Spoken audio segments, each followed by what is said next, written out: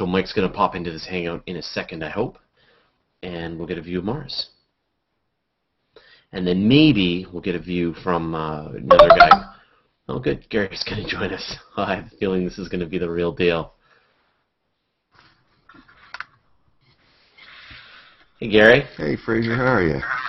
Good, good. Mike had a really nice view of Mars, and so I thought we'd just go live. I'm actually going to post this live to the internet now. The Hangouts on air. So Mike hasn't shown up yet, but I'm sure he'll show up here in a second. So. Okay. I got clouds and some rain moving in, so. Yeah, yeah. Corey actually has a view of the moon, although his batteries are starting to wear out on his machine, and then Mike has got this view of Mars. So I'm hoping that he'll join it. But until then, oh, there's Corey. So let's see if Corey's got a view of the moon, or he's worn out his batteries. There it is. That's really cool. I call that the moon. Hey, Corey, can you hear me? Yes, can you hear me? Yeah, I can hear you just fine. Awesome. Yeah. How are your batteries doing? I just found my power cord, so they're doing great. You can last forever then. We'll see. Until the moon. But you said the clouds were rolling in for you? Well, they're threatening, but so far so good. That's good. But Gary, you're clouded out tonight. Yep, I'm clouded out. Oh well. Yeah, it's nice and clear here. I just don't have a telescope that I can do this with. Well, that's probably Good evening, Corey. That's probably not the best use of my time. So I get to work the control booth. So where do you know what part of the moon we're looking at? I guess this is. I mean, we're almost at a full moon now, so there's not a lot left to see that's really in shadow and relief. Yeah, it's not that interesting, unfortunately, just because of the fullness of it. But this is a good test of my new cheap refractor that I found used. So I'm using. How big is it? It's a 90 millimeter. Oh wow. Okay. Yeah. And I think it looks great. Now what are you using for a mount? Because you're not hand guiding. It seems to be tracking. Yeah, it came with a Meade AutoStar mount. Mm-hmm. So it's computer controlled and stuff, and I've just been playing with it for a couple days. Seems really solid. What are you using for a camera? It's that same webcam that I used on my Dob. It's a Logitech C250 with the lens removed. So this is prime focus. Right, and so what Corey means when he says prime focus, it means that he doesn't have an eyepiece on his telescope. He's just pulled out the eyepiece and then put the webcam in at the right distance so that it acts like the eyepiece and is able to, if you focus, you can focus the light right into the webcam. And so the problem that we're having, and if you go outside right now and you actually look at the moon, you'll see that the moon is almost completely full. And so the funny thing is that when the moon is really full, you actually don't want to look at the moon because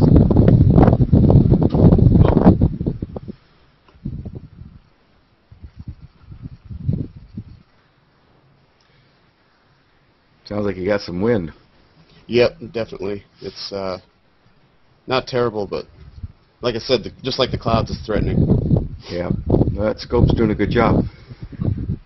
That's great. That's great. I'm really liking these small refractors. So where did you pick it up?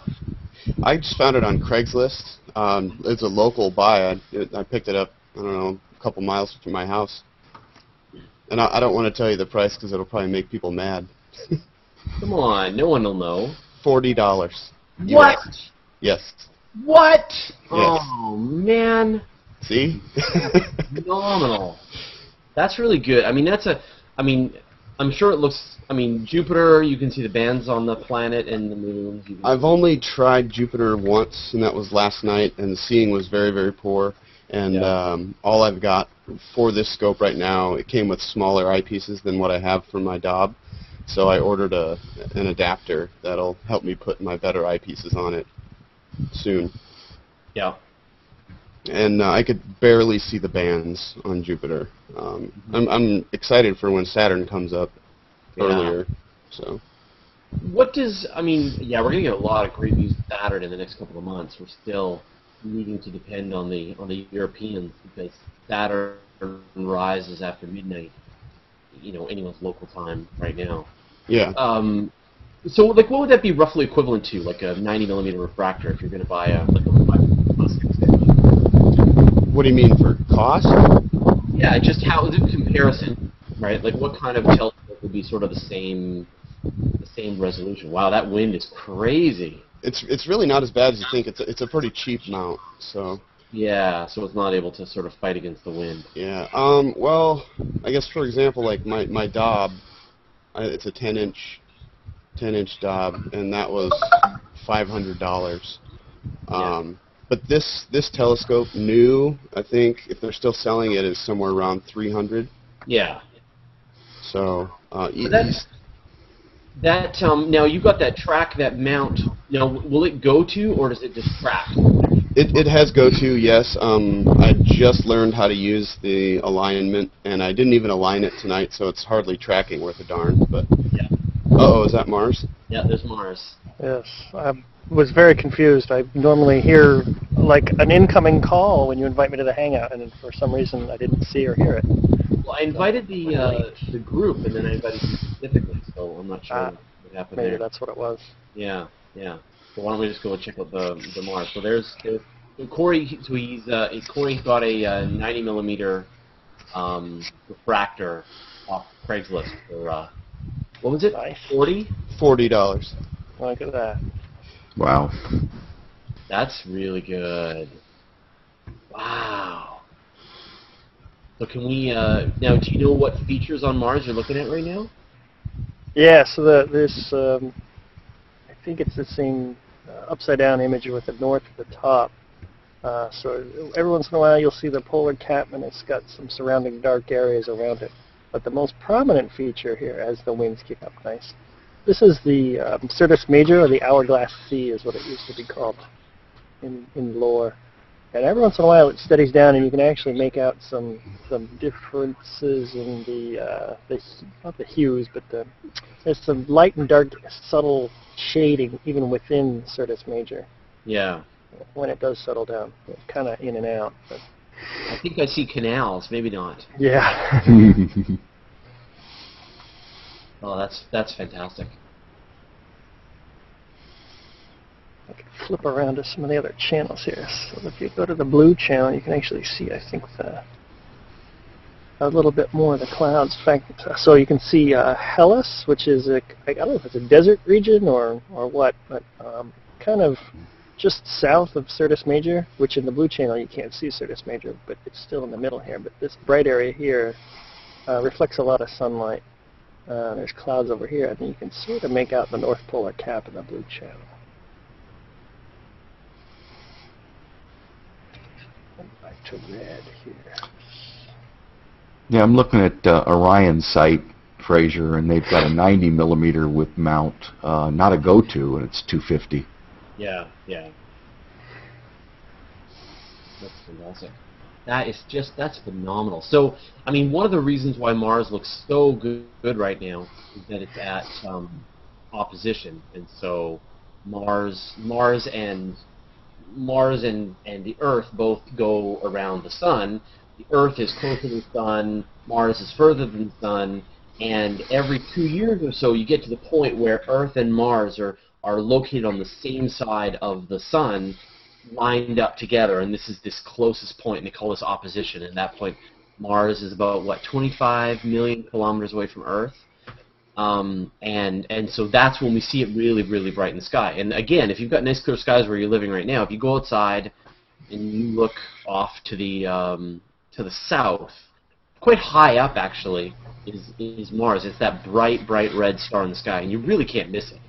No, it's just to the left and slightly above the moon right now, so it shouldn't be too hard to find. Yeah. So that really bright red star next to the moon is actually Mars. So what time is Saturn coming up for you? Do you have a good view to the horizon? I do not. Let me see. It's behind the. I think is it up now? Well, I keep seeing that it's not going to be up for me until midnight. Yeah. Let me just take a look. Now but I'm I'm West Coast, so I'm still like 4 hours away. You're probably like an hour away, but I can.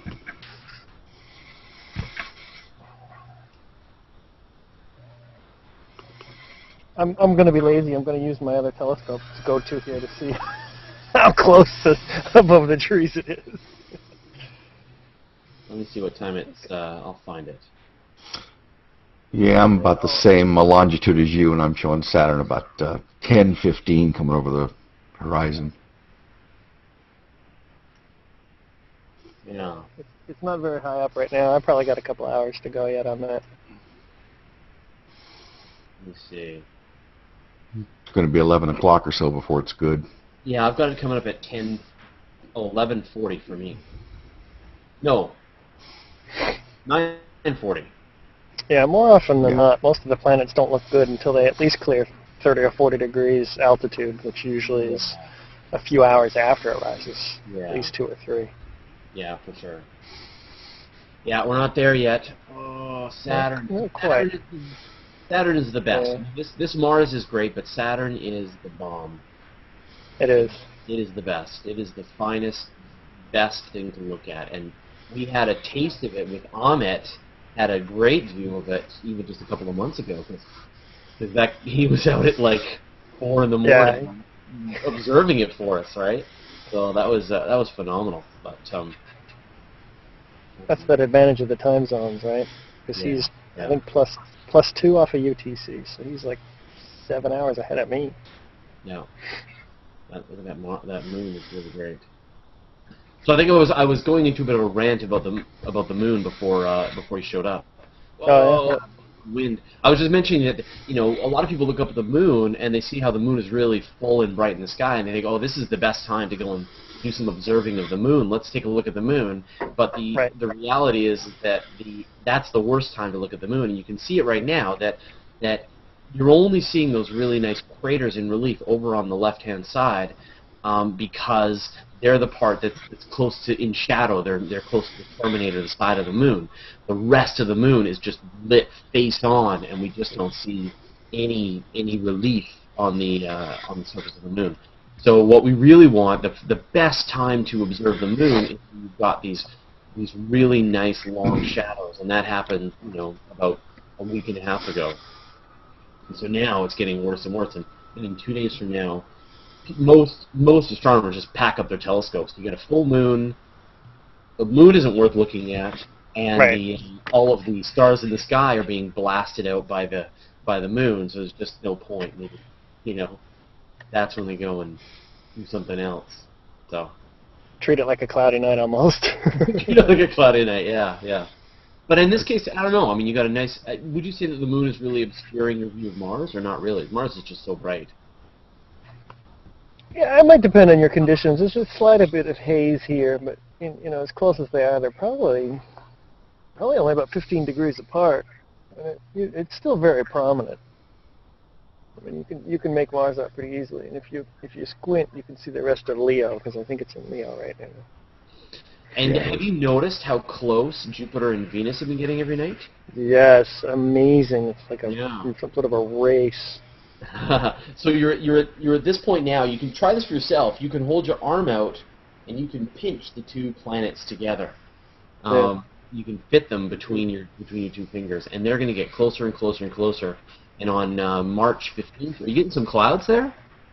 Yeah, this is the blue channel here. This is not so bad. Okay, yeah. Sorry, on March 15th, we're going to see them at their closest point together. And they're going to be really just side by side in the sky, and I think people are just going to freak out. Yeah. We're going to get all UFO sightings and stuff. It was funny. I was on Twitter patrol, even just when the moon and Venus were side by side in the sky, and people were just like, what's that bright star beside the moon? And I was like, that's not the moon, that's Venus. I killed my Twitter allotment because I was just answering to so many people. And it's a teachable moment, I'm like, oh yeah, I'm going to totally clear this up for people. So would you be able to sort of record? Are you recording video right now? I am. Oddly enough, just as you said that, I hit the record button. Yeah. So this is the way I record is, for those that don't know, our RGB collection scheme here. I have a monochrome camera, and I'm going to do 45 seconds in the red channel, which you're looking at now, and then when that's done, it'll move to the green channel. It'll take 45 seconds of green data, and then when the green is done, we move to the blue. And then when you're done, you'll have a different picture in black and white of each of the 3 colors that you can then assign colors to in software, and then it becomes a color image when you're finally said and done. So I've gotten good enough to know what settings I can use to capture and still be in a hangout at the same time. And do you think you could actually produce the final image while you're in the hangout and share it? Yeah, I probably could. I went through the infrared and posted that to my feed before. Yeah. And that was just kind of No, just post it into this hangout so that people watching can see how it's done. Sure. We did that with Gary, and it was pretty neat to see the final. Yeah, it might take me a while because I'm capturing at 90-something frames a second here, and even in 45 seconds per channel, it's going to yield me quite a few number of frames here. It takes Well, a while. it looks like you're getting some really clear ones in there at certain points. Yes. You could probably go through and sort out the the good ones and stack them together to get a really nice shot.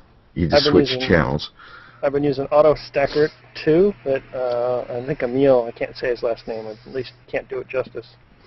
Emil wrote that recently, and that's been a really good program. It's easy to use and it's fast and very powerful, but it basically sorts through all the data really quick, and like you said, it picks the best ones and stacks them all together. In fact, you can actually have it stack different numbers of frames. So you can stack based on percentage of 20, 40, 100, and then stack 100 frames, 1,000 frames, and it'll save each one of those, and you can kind of go and compare, see which one's better. It's always a constant battle when you're doing planetary between the smoothness of the image, stacking more frames, which does yield more frames, gets you more bad frames too. So you got to kind of walk that line. All right, so that's done. Let me reel off an infrared one real quick, and then I'll work on the processing. Let's see. You use the infrared as a different color? I just got the infrared. This is only my second time out with it. But what I see a lot of people do is they take the clear crispness of the infrared and they assign it as kind of a luminosity channel on top of the red, green, and blue, and it tends to sharpen up the image a little bit. Are you on infrared now? Yeah, this is the infrared, and it's always been the clearest, so I've noticed. Although right now, maybe not so. Yeah, it looks really good. Yeah. It's very contrasty, which does kind of impact the final image a little bit. Well, I can definitely see the ice cap on the bottom, which is the northern ice cap, right? Yeah. Yeah. Yes.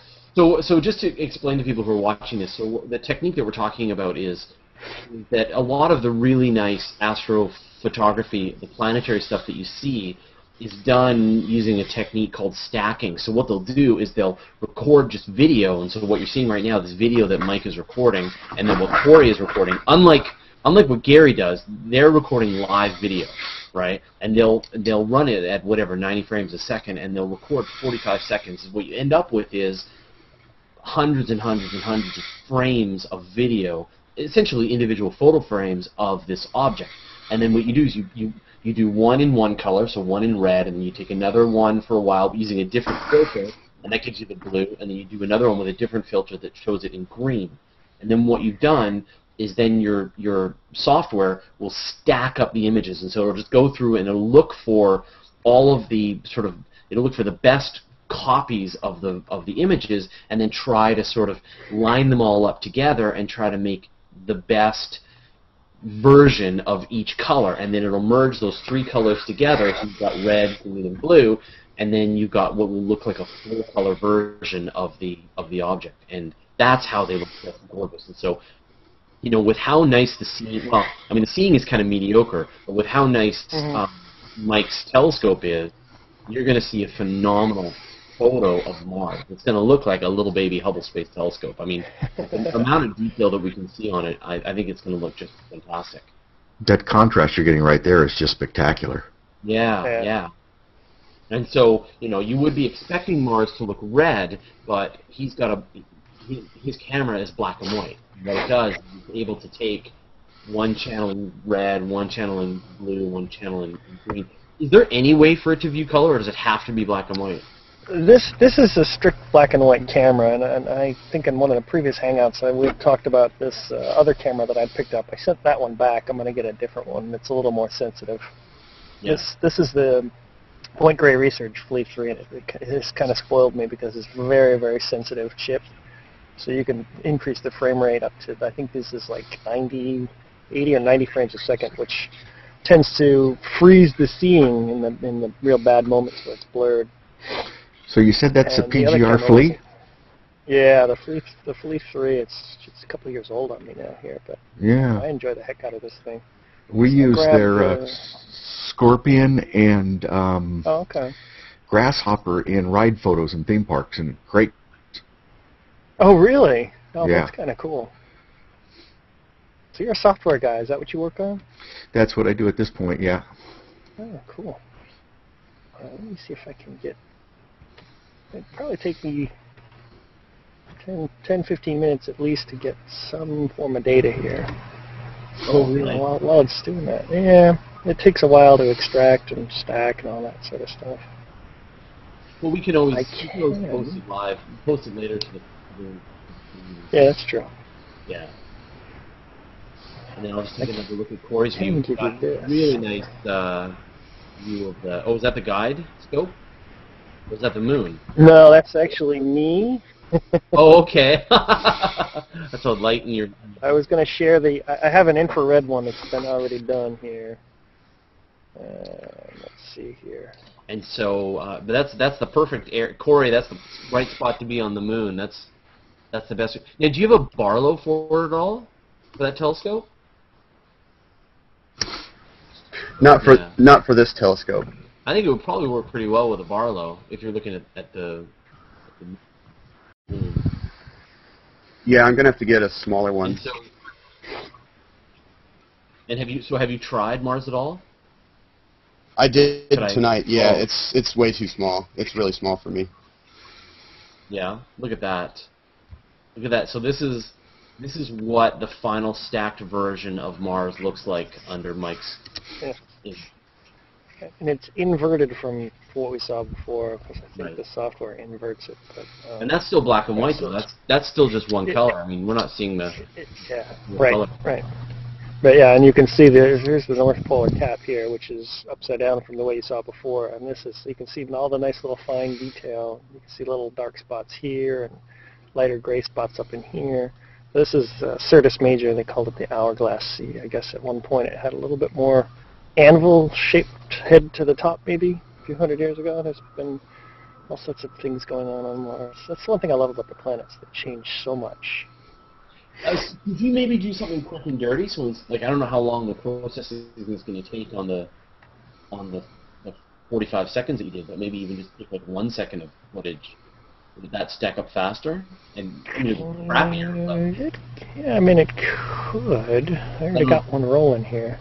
I'm not sure how. Yeah, I'm not sure how much time it has left. Yeah, probably at least on average. I've been trying to time it. The 2-minute captures had been taking a lot longer, so I'm not sure. This could take maybe 5 or 10 minutes, but then I got to assemble it into RGB and all that. Yeah. But that's essentially the capability of his setup. So it's just phenomenal. I mean, you've got these pictures of Europa. You know, like I cannot believe the images you've done of. You know, you've got to check Mike's website out at some point. So, what's your website address, Mike? I think it's in my About profile. Okay. Yeah. I have a common name, so I've always gone by Maphilly14, MAPHILLI, number 1, number 4. And, Oh, there's the telescope. So now we can see the telescope, Corey. That's awesome. So let's take a look at it. So how have you got it set up? Can you actually? So that's the webcam sticking out the back, and then I mean, that's all there is to it. That goes into the computer, and we're good to go. Yeah. It's So- an USB webcam, so it's actually pretty easy to do. You see my duct tape on there that I Yeah. duct tape and super glue. Yeah, those are the two. How you do it? I think Mike's got one of those too. His Franken Yes, IP. I do. Yeah. Yeah. Duct tape holds the universe together. That's great. Cool. All right. Well, I didn't want to run this for very long. I just wanted to do a really quick little hangout so people could see Mars live, and say that they saw the 2012 opposition of Mars, which prophesied the end of the world, I believe. I saw a really good one today. They were talking about, and I think I shared this in my feed, you know, that the apocalypse is coming, right? But they said that the leap day was added by one of the Caesars, I think in the year 54, and there's been 500 leap days since then, which the Mayans didn't account for. So if you add up that differential, the end of the world would have happened 7 months ago. So I think we're okay. Oh man, we missed it. We missed the end of the world. Yeah, we missed it. There you go. Awesome.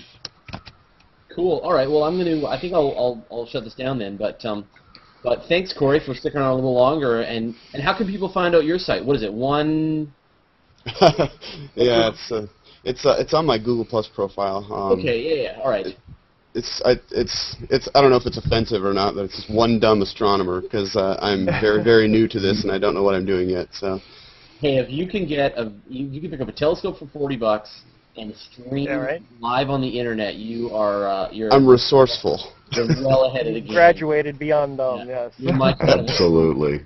Yeah, absolutely. So, but yeah, so check him out. Gary, of course, is the one with the big great telescope that we've been doing most of our live stream parties. But check out everybody's profiles and take a look at the views they've been having in their websites. Because, like I said, you've really got to check out Mike's website and look at some of his astrophotography work because his planetary stuff is just out of control. I cannot believe, discs of Europa and things like that.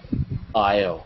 It's amazing. So, great. All right, well, thanks, everybody, for connecting. Yeah. So, Mike, could you, when that finishes processing, post it, and then I'll reshare it, and people can see what the final version looks like?